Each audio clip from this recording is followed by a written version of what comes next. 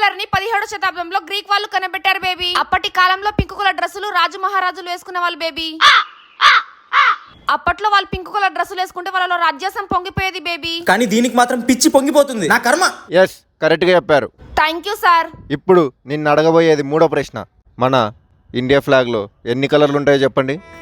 Orange, white, green, blue colour ఉంటాయి sir. Yes, కరెక్ట్గా చెప్పావు. ఇప్పుడు దానికి అర్థం ఏంటో చెప్పండి. ఇవన్నీ నాకు చాలా ఈజీ సార్, చెప్పేస్తాను. ఆరెంజ్ కలర్ స్వచ్ఛతకు, త్యాగానికి ప్రతిరూపం సార్. వైట్ కలర్ శాంతికి, సత్యానికి నిదర్శనం సార్. గ్రీన్ కలర్ సస్య సమృద్ధికి గుర్తు సార్. మట్టితో మనకున్న అనుబంధం. బ్లూ కలర్ మన దేశ అభివృద్ధికి చిహ్నం సార్. వెరీ గుడ్, చాలా బాగా చెప్పావు. ఇప్పుడు పింక్ కలర్ గురించి చెప్పు. ఆ తొక్కలో కలర్ గురించి ఏం చెప్పమంటారు? మొత్తం దరిద్రమే సార్.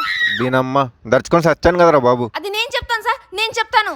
మేడం చెప్తానంటుంది కదా సార్, చెప్పించుకోండి.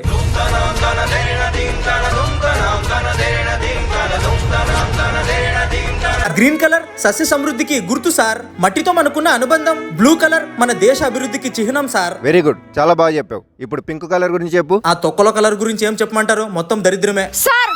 దీనమ్మ దర్చుకొని సచ్చాను కదరా బాబు. అది నేను చెప్తాను సార్, నేను చెప్తాను. మేడం చెప్తానంటుంది కదా సార్, చెప్పించుకోండి.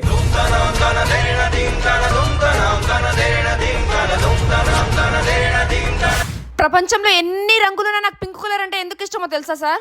చెప్పండి చెప్పండి. ఇదొక పిచ్చిది, వీడొక పిచ్చోడు. సరిపోయింది. పింక్ కలర్ అంటే ప్రేమ, ఆప్యత, స్నేహం, విడదీయలేని బంధం సార్. తొక్కేం కాదు, అయినా వీడేంది ఇలా వింటున్నాడు? పింక్ కలర్ లో ఒక హ్యాపీనెస్ ఉంటుంది, పింక్ కలర్ లో ఒక సాటిస్ఫాక్షన్ ఉంటుంది, పింక్ కలర్ లో ఒక కేరింగ్ ఉంటుంది సార్. ఎంత బాగా చెప్పావమ్మా, ఎంత బాగా చెప్పావమ్మా, సూపర్. ఆ తొక్కలే. పింక్ కలర్ లో కాకరకాయ ఉంటుంది, పింక్ కలర్ లో కాకి రెట్టు ఉంటుంది, పింక్ కలర్ లో నా తలకాయ ఉంటుంది.